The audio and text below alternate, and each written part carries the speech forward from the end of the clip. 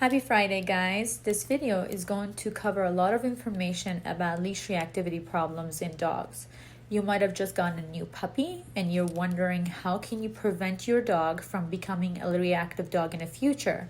Or you might have just adopted a new older dog from the shelter and wondering if you can get this problem under control.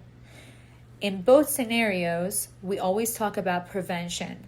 Prevention means stopping a dog from rehearsing the behaviors that is going to be contributing to the problems we're trying to solve. We also call that the management protocol. The other part of trying to control leash reactivity is correcting it, but correcting a behavior only won't work if you're allowing your dog to rehearse the old patterns and behaviors. So these two really need to go together to be very successful at managing leash reactivity. You might realize that some dogs are more prone to leash reactivity than others. That is the genetical component of this scenario. Herding breeds have a more tendency of becoming reactive because they were designed to chase after moving objects and trying to hurt them, like shepherds, cattle dogs, Australian shepherds, and other breeds that are more susceptible to leash reactivity than others. So experience and exposure is also really important, meaning if your young dog, especially younger than 6 months old puppy, has been exposed to dogs that rehearse reactivity problems, you're going to have a dog that eventually finds that behavior as a socially acceptable behavior. So for that reason, I always recommend my clients who have dogs younger than 6 months to do not take their dogs on dog walks, because in the neighborhood walks you're going to come in contact with a lot of leash reactive dogs, and you do not want your dog to experience seeing dogs in that kind of mode and environment, because it's going to set the course for how they will be behaving once you take them outside. Another really important information to know is what kind of equipment you've been using on your dog. I always recommend my clients to use a harness on dogs younger than 6 months old until we start laying some foundation of how to move with your leash. If a dog's been put on a flat collar or any kind of neck collar and they've gotten some sort of aversive experience or negative experience associated with the presence of another person or another dog in the environment, they can pair that negative association to that object or that person or that stimuli. So for that reason, we always suggest using a harness until we have laid down some good communication tools with our leash and collar, so where the dog understands this pressure on the collar is not associated to what's in the environment, rather a communication between me and the dog. Now I know a lot of people are going to ask, but isn't using a harness counterintuitive to what I'm trying to achieve with my dog when it comes to keeping them right next to me? The answer is the dog that hasn't learned good communication skills or doesn't have an understanding of heel command, which is walking right next to you, is going to pull you no matter what equipment you put on them. The only advantage to using a harness versus a neck collar is as you're taking the time to establish that communication, your dog's not going to get desensitized by the gradual slow pressure on the collar and hoping that at some point they're going to understand what pressure is okay and what pressure is not.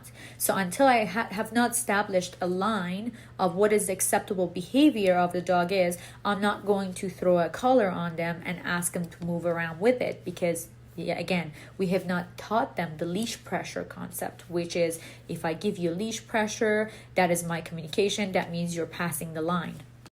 Another great point to keep in mind is that leash pressure is actually a motivator for reactivity. What does that mean? That means holding my dog tight on a leash can actually make them become much more motivated to jump at another person, another dog, due to the negative association that we spoke about earlier on the video. So until I have taught my dog what leash pressure means away from the trigger, I cannot be expecting them to behave in a peaceful manner when they're getting a negative association with the presence of another person or another dog in an environment, translating to getting the feeling of being choked up on a leash, if that makes any sense. Another reason for leash reactivity is the disconnection between the handler and the dog. So at some point, if a dog has to react to something, they have to have a big majority of their attention on that object or on that person or on that dog or animal.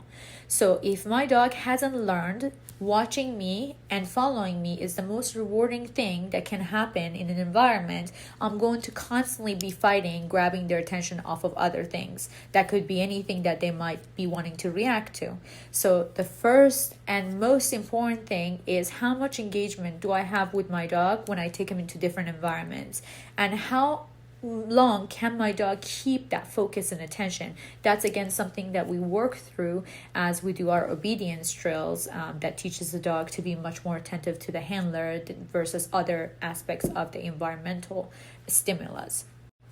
For that very reason, it's really important when you take your dog outside to an environment not to allow them to say hi to every person and every dog, because that excitement is being built constantly throughout time and over time, and that's taken away from the attention that a dog is going to give you in the future. Because remember, if you're going out with your dog and a person wants to pet your dog or they get to play with another dog every time, that's going to take the value away from the handler and put it on exterior things in the environment, which is not what we would like. And eventually it's going to make my dog super excited, and that excitement can be a trigger for leash reactivity.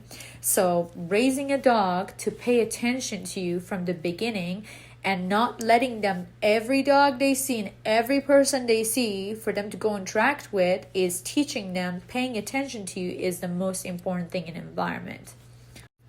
Another reason for leash reactivity is how much stress does a dog carry on an average day.